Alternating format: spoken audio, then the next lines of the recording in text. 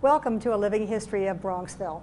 I'm Marcia Lee, and today we have somebody with us who's done something that I believe none of you have ever even thought of doing, let alone try.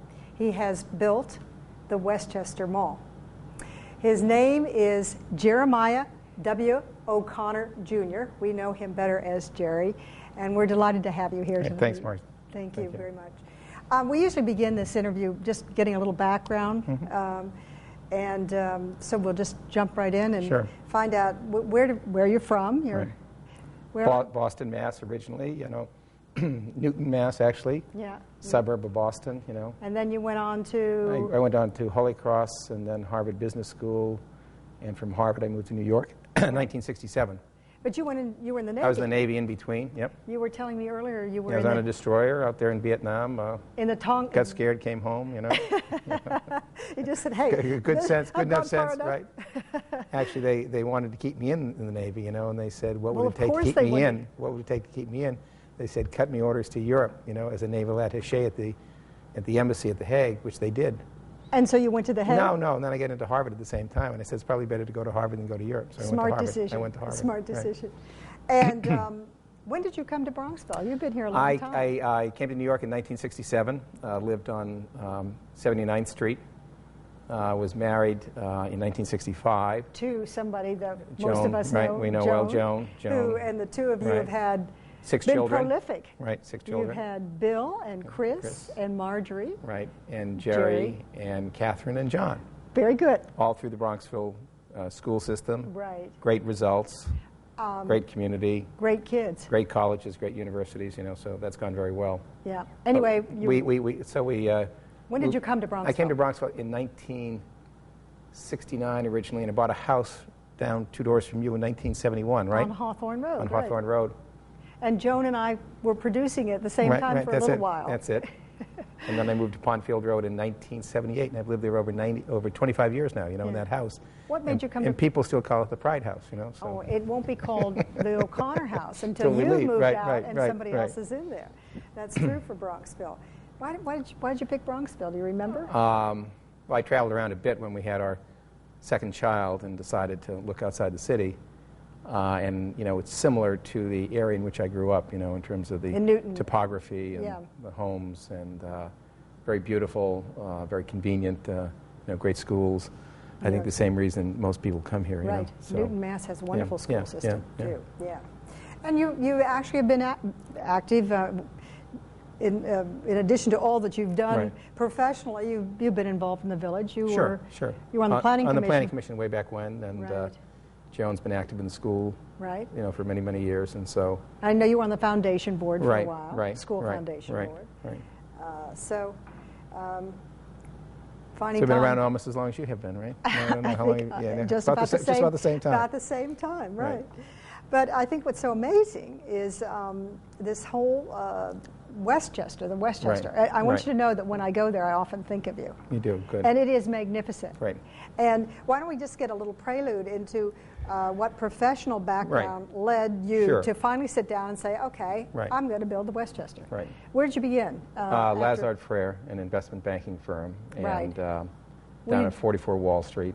Were you doing real estate? I was doing some corporate finance as well as real estate, and had been there about 4 years, and was doing well. And Lazard was always involved in real estate, and I liked real estate. And they controlled a small real estate company where they fired the CEO, and that was called Peerage Properties.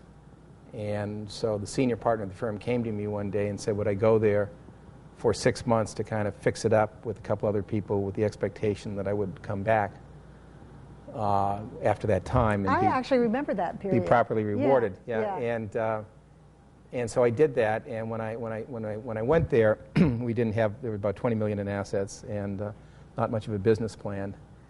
And we didn't really know quite what to do, but we had a very good name. Lazard had a great name. And so we decided to raise a fund, a sum of money to invest in real estate, which we did. And we were well supported by J.P. Morgan, Ford Foundation, and Yelly family. Helps to have that capital backing. And we started investing. And I was 28 at the time, and we tried to find somebody to do that. We actually couldn't find anybody, so I kind of fell into that role at an early age, working with senior people at the firm, but still that was my primary responsibility. And when we started investing, we invested in residential, industrial, retail, office, a whole variety of types of... So you got experience in all different all types of those, investing. and have owned some very large office buildings, most notable being the General Motors building in New York, which I bought and we owned for many, many years. It was just in the paper last week. Wow. Being sold. This was when you were still at Lazard, or was this later? No, this was still, when Lazard was Peerage, and then Peerage became corporate property investors, and so I was actually associated with Lazard for 16 years, from 1967 to 1983, and I started my own company in 1983. So Lazard was really the sponsor of those prior companies, right? And so we started, and we did a lot of different things, and we kind of got a little involvement in retail. There was this gentleman, Edward DeBartolo, now deceased, who had some financial problems. We recapitalized his company. We bought some assets and leased them back to him. And then we owned, Lazard controlled one large asset on Long Island, Roosevelt Field, from the bankruptcy of William Zeckendorf, which is one of the premier assets in the country. At that time, it wasn't much. We took control of that. And we started to get a little involved operationally. And actually, the capital markets were quite difficult. Yes, this was during the 70s, right? 70s and late 70s. And if you recall that the... bad period to be... That the interest rates went up to 15% by the early 80s. Right. So it was very hard to do things. Right. And we had equity capital, and so we would finance developers putting up a lot of different types of assets, but principally retail.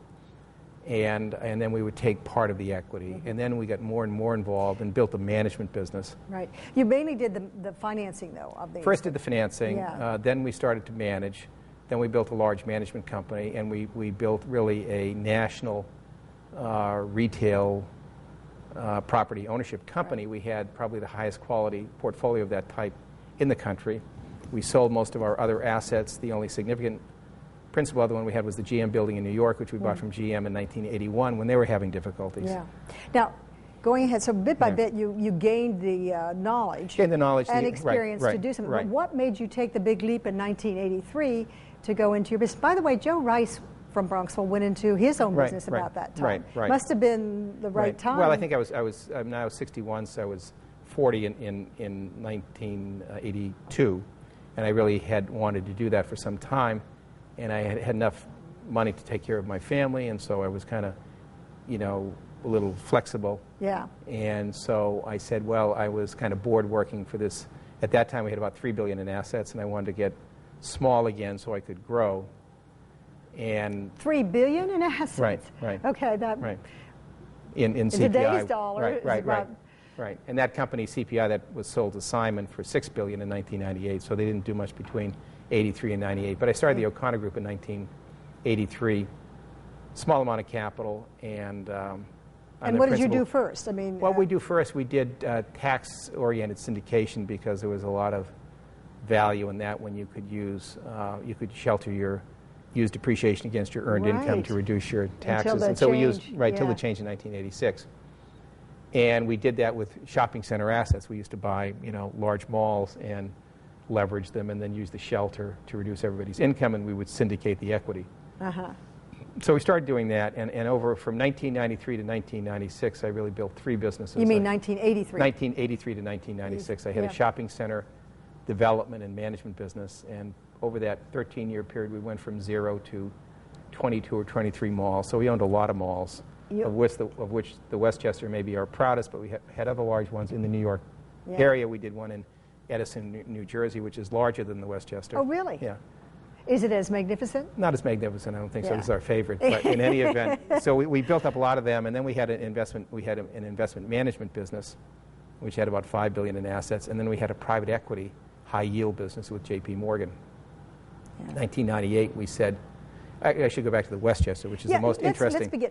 Let's tell people how you build a mall. And let's use Westchester, Westchester Mall, because you did it right there. Right. What is the first step? Financing. I'd say the first thing to understand is that we kind of gravitated to retail, because retail is the most interesting part of the real estate development business. It's the most complicated. It's the most complex. Yeah. Much more interesting than office. Office is rather sterile.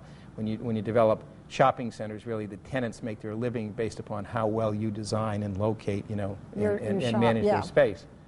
So it's a very interactive, very creative, ever-changing. Well, how did you decide? Do you first decide the location? You first decide we developed one, for example, in Rockaway, New Jersey, 25 years ago, which is now about 1.5 million square feet. And the U.S. is growing, the population is growing, and so we have market research firms that work for us, and we cite locations. And you have a certain radius. You don't want to be closer to another large mall. It might be 15 miles, 20 miles. So and location is the first. Location is key, and then department store relationships is really secondary. And so it was the case 25 years ago. You had a half a dozen large department store groups that were very active, and now you've had the consolidation of Macy's into Federated. May has bought a lot of it's a much more concentrated business today. But you'd look for the best location. You'd then bring along Macy's and say, where would you like to be? It would be the fashion merchant. So you pick an anchor store. Right, an anchor store. Right. But your anchor stores up there are Neiman Marcus and Nordstrom's. Right. What a coup. What a coup, right. How did you get Neiman Well, Marcus? Neiman was actually there. You don't recall, but I don't recall many years ago, Neiman's actually was there, and there was a B. Altman at the other end. Right. And so we had gone by that. I'd gone by that site my entire life, and I was doing this in California, and New Jersey, and Florida, and right in our own backyard, we didn't have any good facility. And so when the B. Altman Company went into bankruptcy, really triggered it because they closed the store. And we actually tried to buy the Altman Company, which we did not succeed in doing, but it was acquired by a friend of mine in New York, in Manhattan, Mort Olshan. And I was able to deal with Mort to convince him to give us control of the store for a piece of the equity in the development. So first the location. First the location, but second of all is the anchor, the lead anchor. And you want the fashion anchor, you know. And so there's a hierarchy, you know. And so you go Kmart and then Penny and Sears, and you go Macy's and Lord & Taylor and Nordstrom's and Neiman's, right? Is that it? Yeah. Yes, it's like that. And like where do you put chain. Tiffany's? I mean, isn't that Tiffany's? Well, that's they come along. They don't drive the deal because they're one of a very important tenant, but they're one of 100 or 150, right? Right. So what really sets the price points and what you can do is the quality of the anchors that you try to attract. And years ago, you'd have 4 or 5. You know, that would be typical, 4 or 5. Yeah. And you wouldn't generally have something like the Westchester, which is just a fashion mall. You would have it anchored by people like Penny and Sears that sell hard goods as well as soft goods, right? Yeah. But over the years, what's happened is those companies have really declined. Their businesses aren't as good. And they've been eaten away by Walmart and Home Depot and many companies that do their businesses better than they do, you know. So you went to a whole fashion mart. Right. And you know, you look at Westchester County, which is one of the wealthiest in the country. You look at the competitive alignment, which was very weak. You look at what we have in Eastchester with the Lord & Taylor, which is nice and even better over the years, but really not sufficient. The only competitive offer you had was in Stamford. There was a large Taubman Mall there, and Greenwich Main Street in Greenwich is quite good, but there was no real powerhouse, that brought everyone together. Well, there was the Galleria, but that was the Galleria was pitched Penny. at the low end. It had Penny, and it wasn't Macy's. It was a Stearns. Something it kind of keeps evolving. Yeah, but it was no Neiman Marcus. And Nordstrom, right. So. Had not as good a location. It was kind of pitched at the moderate price points, and really what you want to do is you like to have the higher price points if you can, so the volumes are better, so they can pay higher rents. And one of the distinguishing characteristics of retail development and investing used to be, and it still is the case, at less effect, that you get a minimum rent plus a percentage rent. So it's very different from office or industrial or residential. And so we used to make a lot of money out of overage rents. Oh. So you'd take a piece of the tenant's volume. So they not only pay a constant rent, so you have a good, solid income stream. Right. But if they do better than expected, you get a little higher. Right. Now, the most beautiful thing about the mall is its architectural interior design. Right. Who did that? RTKL, which is a national, international. Did you ever dream they would do such a nice job? Oh, sure. We had worked with them before. It has marble floors. Oh, sure. And we had done fountains. Right. I mean, if you haven't been to the mall, which you probably have, it's time to go. Right.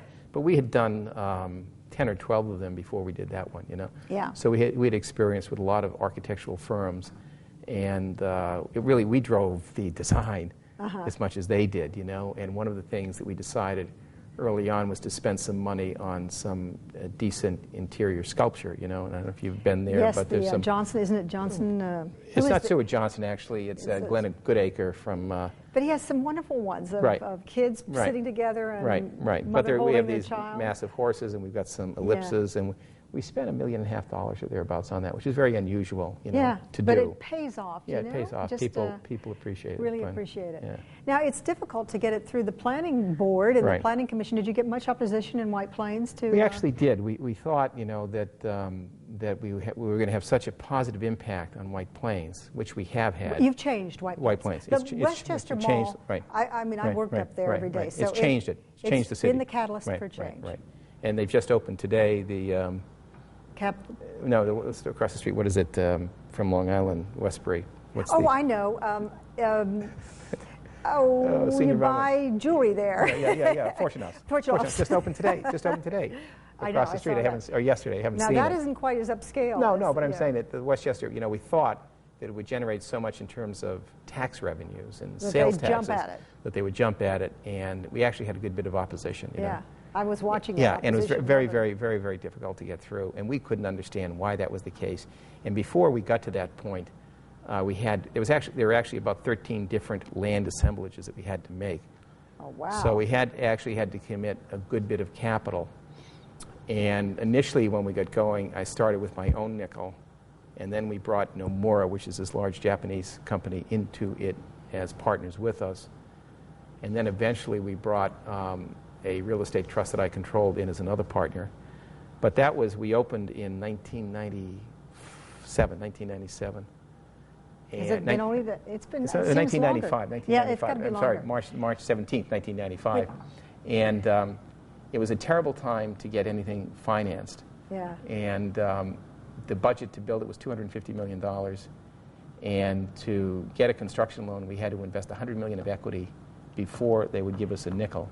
So it was amazing. I am just amazed at, and that's why you're an entrepreneur. Yeah. I mean, to take that risk. Right. I mean, you could have lost it. I mean, they could have turned it down in White Plains. So that's what separates real entrepreneurs from the non-real entrepreneurs. You know, did you sleep at night? I did. You no, did. Didn't know any better. You had 287. You had we had to make some changes there, and that was convincing him. That was hard to do, and some improvements to the signalization on Bloomingdale Ave. You know. Right. Yeah. But and we have this all interior parking, which is very desirable, rather than having these lots. I pay my $2 each time. Well, I think that's a little much, but anyway, if you get it stamped by Neiman Marcus or Nordstrom's, you don't have to pay. You had two chief competitors, Saks and Bloomingdales. Did they just sit by and say, welcome Jerry O'Connor, or did they give you any trouble? Well, Saks, we tried to make Saks as part of the development. We actually had a plan to create a mall over the street and to link the two. Yeah. And we actually tried to bring Saks into the tent and couldn't get them to do that, and they were really very badly managed from a real estate standpoint as well.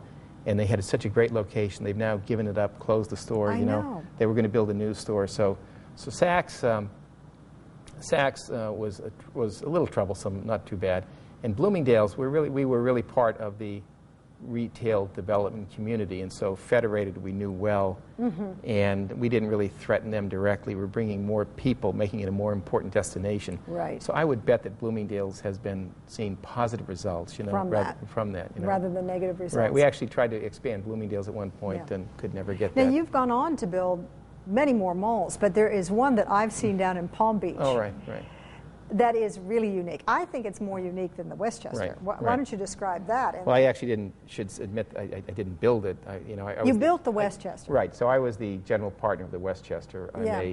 I'm a general partner in Palm Beach, but not the perpetrator, not the instigator, and that's really Ken Himmel and Steve Ross. Steve Ross being a very major developer in New York, doing AOL Time Warner Center right now, just opening that up. And there are actually 4 or 5 partners in that. And it's a mixed-use development in West Palm Beach, which has a combination of high-end retail, anchored by a Macy's, which will be a Burdines come the first of the year, about 350,000 square feet of shops. We have 100,000 square feet of restaurants. We have an 80,000 square foot theater. And then we have apartments above the shops. Right, like a whole village. Right, like a village. What's unique is that you drive, you created and built a whole village. I mean, with the sewer systems, I assume, and all the electricity and everything. And there was a church there that we kind of converted into a public use, you know. And it's been it's a fascinating development. And we own a lot of land around it, so there'll be additional buildings, residential and office. Palm Beach is a very wealthy area.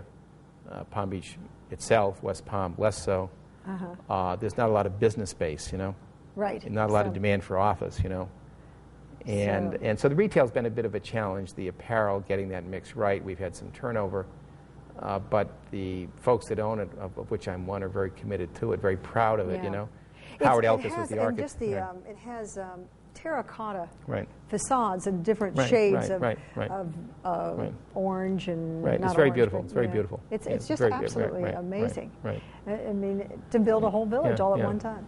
Now you've gone on, of course, and now, I mean, half the time you're in the United States, but the other half, you and Joan are over there in London these days.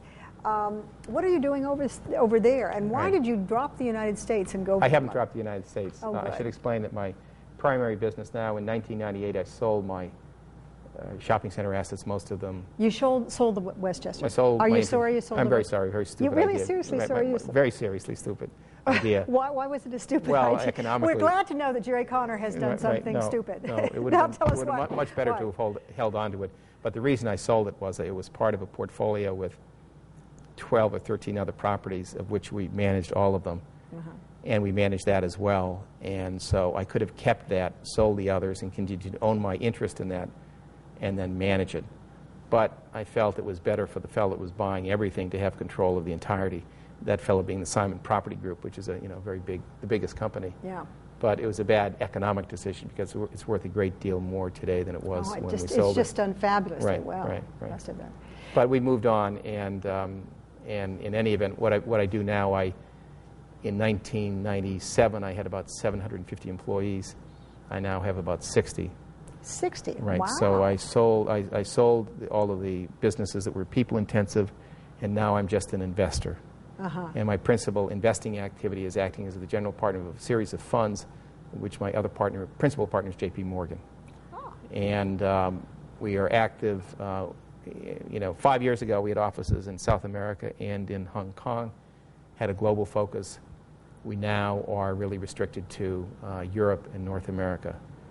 I have offices, O'Connor has offices in New York, Mexico City, London, Milan, and Luxembourg. So I have 5 offices. And you're building malls? Well, we're doing what we're doing in Europe. We have now about $3.5 billion of assets under management, about $2.5 billion in Europe, about $1 billion in North America. In Europe, most of what we have is office, I would say 50%, and it's existing. And we have only more recently moved into the development arena in Europe. Our concentration is in London, Paris. We have a big residential business in Germany, which has been a difficult economy, but the residential conversion business is not bad. We're very active in Italy, and we're very active in Spain. So what we did initially was to just invest, to buy, and our partner would manage and would take the cash flow and hopefully some appreciation. And in the last couple of years, we've become more aggressive. We're building some shopping centers in Milan and Turin with a partner in Milan. We own a company with the Simon Property Group in Paris, which is one of the largest developers in Has the European market helped you at all, having a euro and having a common currency? Well, I think it has. I think when people went to Europe, and most people that invest with us are large pension funds and endowments, and they thought they were going to get a higher return on capital and diversify their risk. They really can't get a higher return on capital in the States because yields are really lower in Europe than the States. But I think the merits of diversification are proving out as the euro has appreciated against the dollar. Yeah, you know? It's up to what, 112? 112 today. Good. Yeah. So Europe's been interesting, and we have a substantial portfolio, and I spend time there as a result. We're also very active in Mexico. Now I know your youngest Jerry Jr. is down there in Mexico. No, he's back. He's up in school now. Right, he's back. He was down there for a couple of years. Right. What are you doing down in Mexico? And is it easy to be with Fox down there? And, yeah, he's not done such a great job, Vicente Fox. But we have a very good office there, and we have about $500 million of assets, and we have 3 types of assets. Housing, we have both entry-level and middle income that we're building. Very active in the middle income housing market. Industrial, which has been our principal area of activity, which is dollar-based multinational companies, not peso-based, all dollar rents. All dollar. All dollars. And we've done about 60, 65 buildings. Are you optimistic about Mexico? It's had some It's a struggle. bad press. It's a struggle. It's a lately. struggle. Yeah, it's a struggle. But I think it's certainly a hell of a lot better than it was, 10 or 15 years ago, much less volatile. In Argentina, defaulted. Mexico's upgraded last year to A by S&P. Yeah. So it's got a lot of problems, but it has a 2,000-mile border with the state, so it's a pretty important neighbor. Yeah. So we think it's going to be okay. We think the housing sector is pretty good, and we're now doing some retail development down there as well with some Mexican companies. So now, in addition to all this, you're also on a director of several things. Right. You're director of the, and I'm going to try and say it right, Grupo Acción is the largest real estate company in Mexico. Is that different and totally different from your company? I mean, it is totally different. Yeah. It's a public company. We actually own a controlling stake in it, and we invest side by side with it, as well as a stockholding that we have. But a very, very fine company. And Grupo Metropolitano is a housing company, housing development company that we own a stake in. And these other things, I just chair a lot of funds. What were the Argo funds? Argo funds were the predecessor to Peabody, which is the current fund. Oh, sure, yeah. Peabody is George Peabody, who was the founder of Morgan Bank. That's the reason for that. Right. That so name. you're on the board there. Right, I'm on the board of all those things. Do you sleep at night? I mean, when do you find time? You run. I've seen you many times in the morning running around the village. Right. I run sometimes. I was at the racket club today when I don't make my 5 o'clock, 5:30, curtain call. I run at 11 o'clock. Good physical form. Yeah. And you're outside. You're on very active in the Catholic Community Fund. What is that raises funds for the Catholic Church? It's just a mechanism for people who want to dedicate funds to the church to have the church manage those funds. So it's a little like the Jewish. Or the Protestant. What is a Protestant equivalent called? I don't know if the Protestants have it. The Jewish do. Is there a Protestant? Yeah, there is. I don't know. I thought we were all such individualists in the Protestant. And you're on the board of trustees for the Holy Cross. For Holy Cross, you're alma mater. Right. And you've been at the past chair of the International Council of Shopping Centers. Well, that's the shopping center group. Right. Yeah. Well, listen, we all have to think of Jerry when we go to the Westchester, because you told me it was just a matter of you and a few others here in the Westchester area just sitting down one day and saying, why not a shopping center? Why not there? It's amazing what you can do when you put your mind to something, you can do anything, right? Marcia, you know that. You know that better than Not that. quite the Westchester do. Well, thank you very much for Thank you for having me. Joining us. And thank you very much for joining us, too. Good night.